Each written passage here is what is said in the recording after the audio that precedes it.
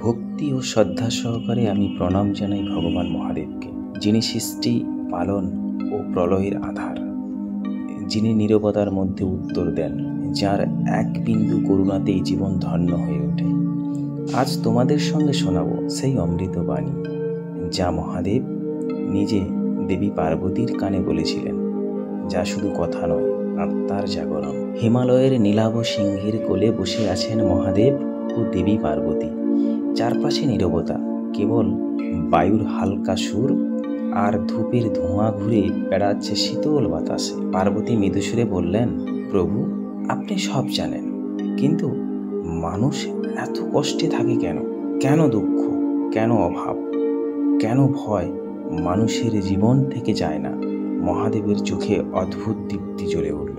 তিনি ধীরে ধীরে চোখ বন্ধ করলেন, তারপর গভীর স্বরে বললেন, পার্বতী, মানুষ দুঃখে থাকে কারণ সে নিজের মধ্যের আলো ভুলে গেছে। যে নিজের ভিতরের ঈশ্বরকে খুঁজে পায় না, সে বাইরের পৃথিবীতে সুখ খোঁজে, তাই কষ্ট পায়। যখন মন স্থির হয়, তখনই সুখ তোমার অন্তরে জেগে ওঠে। দেবী পার্বতী বললেন, প্রভু, কিভাবে মনকে স্থির করা যায়? মহাদেব বললেন, যে নিজের রাগ, লোভ, ঈর্ষা, অহংকারকে জয় করে, সেই স্থির হতে পারে। তুমি যদি নিজের মধ্যে শান্তি চাও, তবে প্রথমে নিজের মধ্যে থাকা ঝড়কে থামাও। এই শুনে দেবী স্তব্ধ হয়ে গেলেন।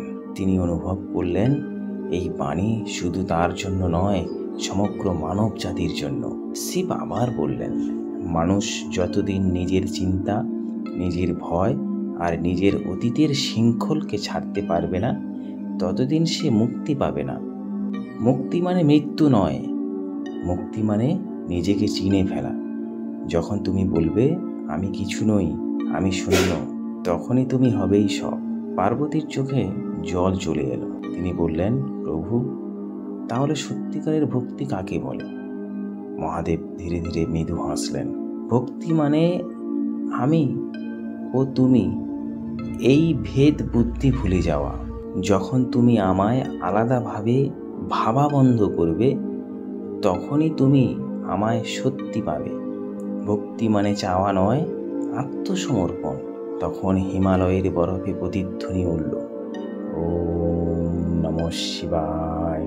আকাশ নীল হয়ে উঠল, পর্বত কেঁপে উঠল, আর দেবী পার্বতী অনুভব করলেন এক অদ্ভুত শান্তি, যা আগে কখনো পাননি।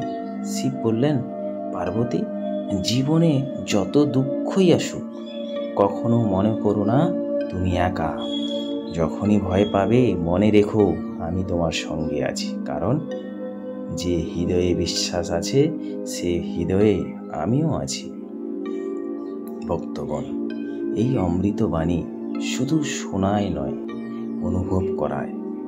যদি কখনো মনে হয় জীবনে সব শেষ, একবার চোখ বন্ধ করে বলো, ওম নমঃ শিবায়। তুমি দেখবে তোমার অন্তর থেকে আলো জ্বলে উঠবে। কারণ শিব মানেই চেতনা, শিব মানেই অনন্ত শক্তি। হর হর মহাদেব।